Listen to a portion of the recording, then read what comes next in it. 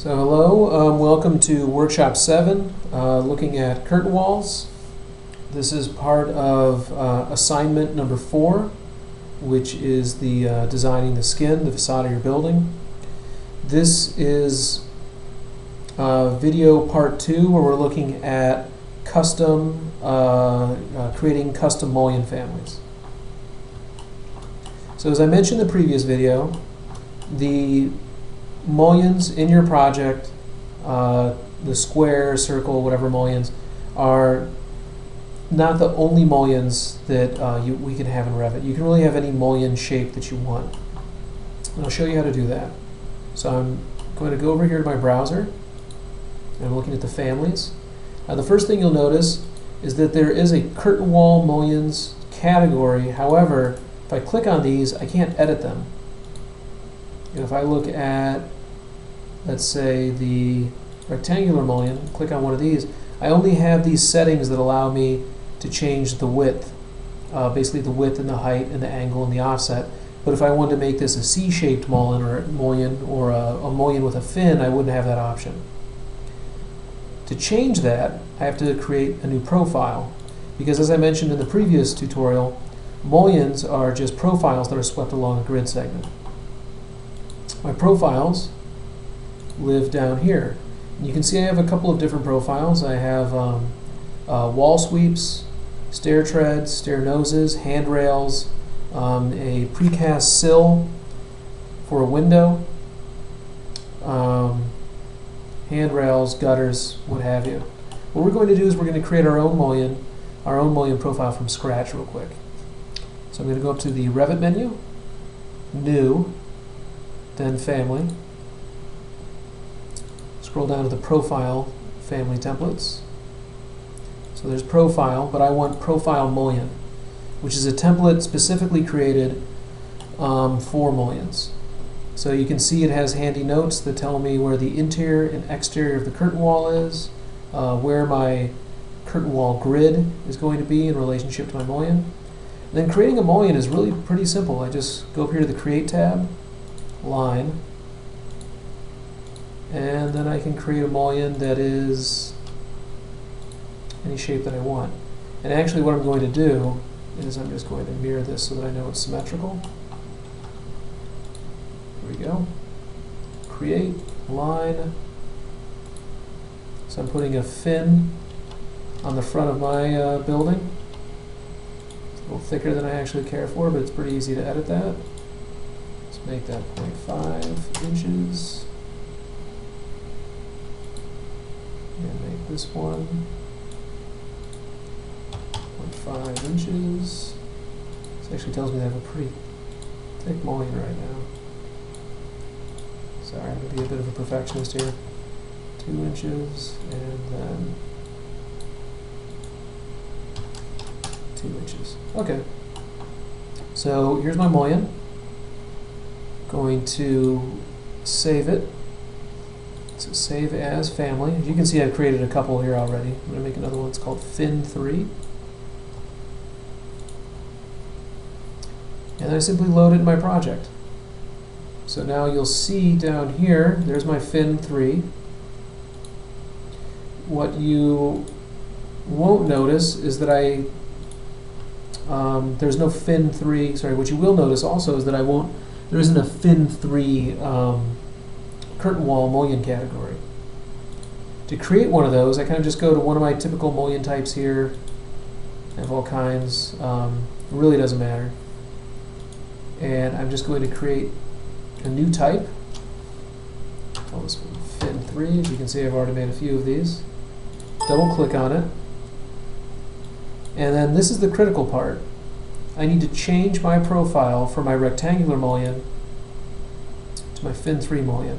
You'll see that all those settings that had to do with that square profile are now grayed out, so I can't change the thickness and the side and anything like that. I still can change angle, but I wouldn't recommend touching that. So there we go. Hit OK.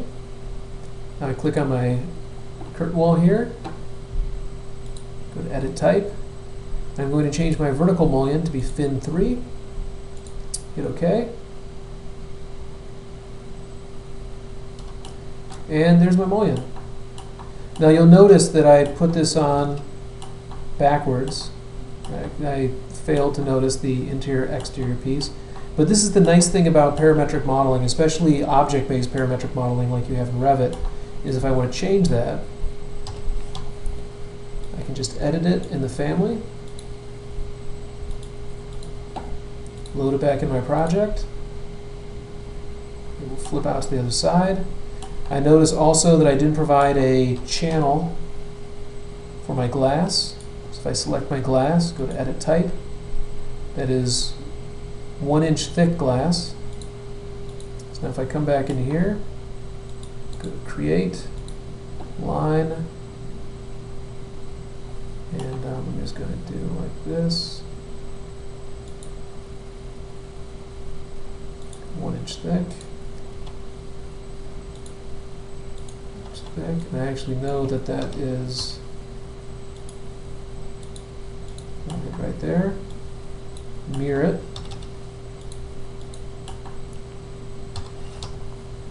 Do a slice, slice, trim, trim, and so forth. Load that into the project. And now I can start to shape this however I want. Maybe I don't like how thick this is. Last year nobody liked the thickness of their mullions, or they wanted the thinnest mullions possible. So let's look at that. Maybe I want to continue to exaggerate that thinness.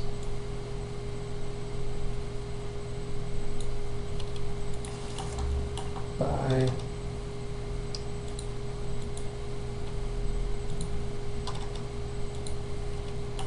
having the blade of my curtain wall come to a point. Here we go. And I mean, this is really where the power of this kind of editing works, is that if I want to get a sense of what my building will look like, I mean, I could be doing this in perspective as well.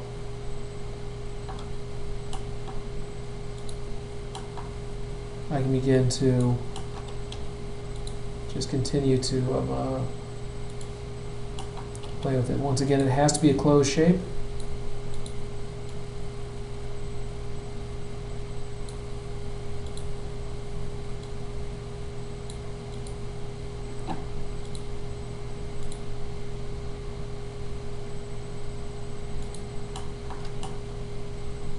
This might be desirable for a shading device of some sort. I think it's pretty hideous looking, but either way, this is for educational purposes. I can come in, I believe I can come in and join these maybe? Don't know, that edge might have to be, yeah, we'll avoid that. I'd probably detail that out in a different way anyway. So that's kind of the basics. Now I do want to point out this has to be a closed loop. So for instance, if I tried to create something here that emulated the fact that this is a hollow extrusion,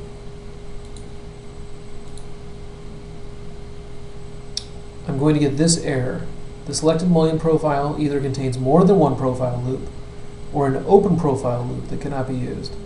So they have to be closed like this. That's profiles in general have to be that way in Revit. It's actually a good thing because adding in all of that detail can really be, will just drag your mullion down. And you won't end up using that detail that much, honestly. The nice thing about doing this, let me just close out of this. Actually, I'm going to keep that open. Nice thing about doing it this way is now that detail shows up in my drawings. So you can see I have a nice section that shows how that cuts down. I have another section here so I can really see the impact of that on my floor plan. It would show up in my sections as well. Now, one last thing about detailing.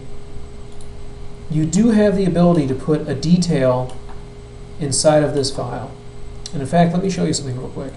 I downloaded this CAD file from Conair's website. For those of you who don't know, Conair is a curtain wall manufacturer. And I can take this CAD file and create a detail family from it. I'll show you how to do that very quickly. Actually, before I get to that, let me just say I can put a detail family inside here. So for instance, if I were to import CAD,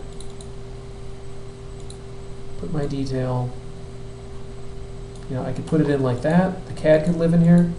The better thing to do would be to drop my detail family, my Revit detail family in here. So I just open that file. Then I can put in like this. And then what happens is now when I load that in,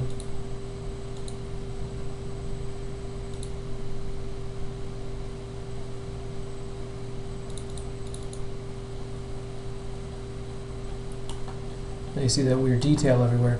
I don't think you'll actually want to see that weird detail everywhere, so I don't recommend this.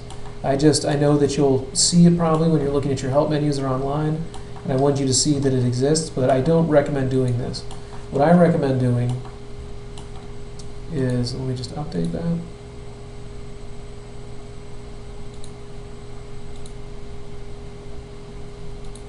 So if I wanted to create a detail of this, for instance, go up here to View, Call Out,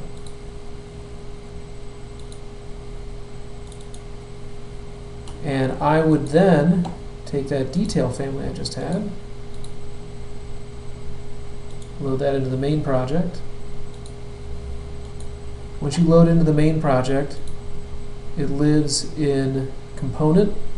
So click on Component, take my detail,